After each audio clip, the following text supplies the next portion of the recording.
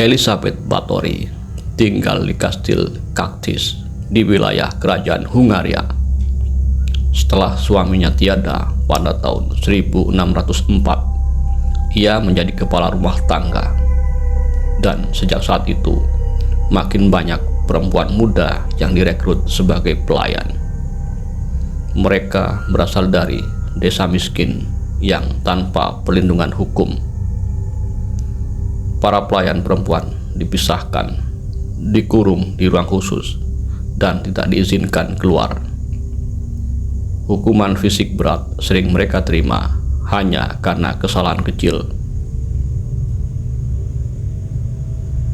Beberapa pelayan mengalami perlakuan keji berulang dalam jangka waktu yang panjang, hingga akhirnya tidak bertahan hidup.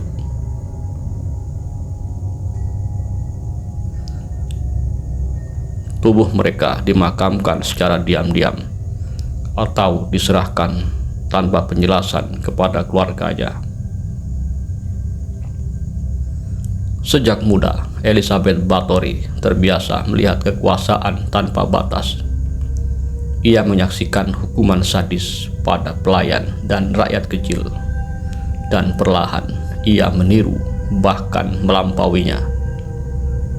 Setelah menikah dengan Ferenc Nedesti, komandan perang salib yang sangat kejam, keduanya sering berbagi metode menyakiti orang.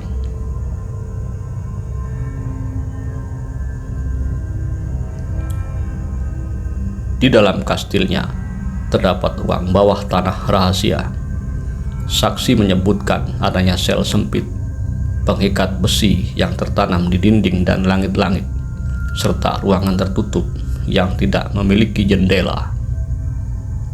Para pelayan dipukuli dan disabet hingga dagingnya sobek. Tak jarang mereka ditusuk jarum di bawah kuku, dada, atau wajahnya. Sebagian lagi digigit hingga keluar cairan merah atau dipaksa menggigit tubuh mereka sendiri. Ada yang disiram air lalu dibiarkan membeku di musim dingin atau distempel dengan besi panas.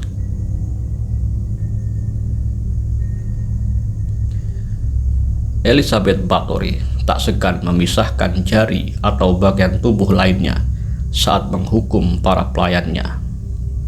Ada pula yang dipaksa tanpa pakaian, dilumuri madu, lalu dilepaskan ke semak agar digigit serangga.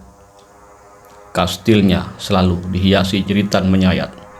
Banyak jasad ditemukan di sumur, di ruang bawah tanah, dan di area kastil lainnya. Pada puncaknya, Elizabeth Báthory menggunakan cairan merah dalam tubuh para gadis itu untuk beredam agar ia awet muda. Cerita ini muncul dalam sumber-sumber tertulis pada abad ke-18 dan ke-19, termasuk dalam literatur populer.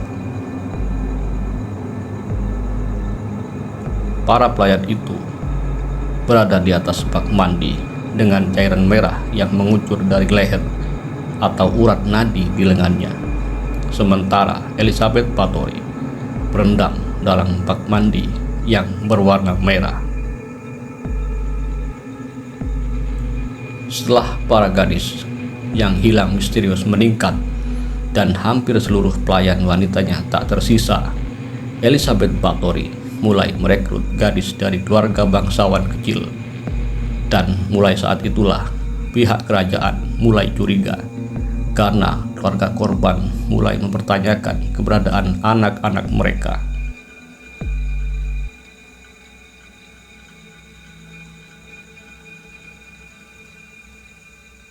Pihak kerajaan lalu melakukan penyelidikan yang dipimpin oleh Palatine Georgi. Lebih dari 300 saksi dikumpulkan, termasuk para pelayan, pendeta, dan warga sekitar. Beberapa pelayan dekat Elizabeth Báthory mengaku membantu menahan dan mengawasi para korban. Mereka diadili dan dijatuhi hukuman berat, sementara Elizabeth sendiri tidak dihadapkan ke pengadilan karena ia seorang bangsawan.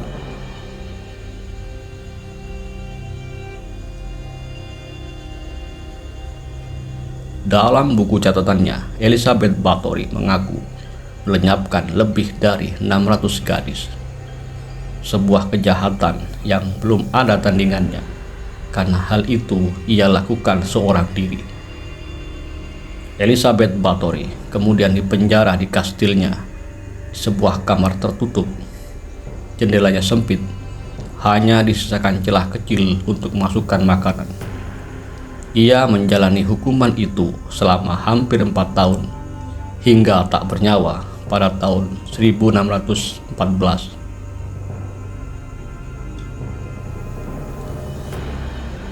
Elizabeth Bathory tidak pernah mengakui perbuatannya. Tak ada penyesalan, padahal warga miskin di sekitar kastilnya seringkali menemukan jasad para gadis muda setelah ia gunakan, namun tak sempat dimakamkan.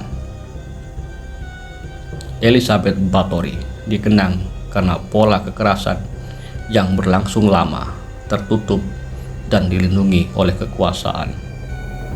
Sejarah mencatat bahwa banyak perempuan muda kehilangan hidup mereka di bawah kendalinya, dan itu menjadikan namanya sebagai wanita paling keji dalam catatan sejarah Eropa.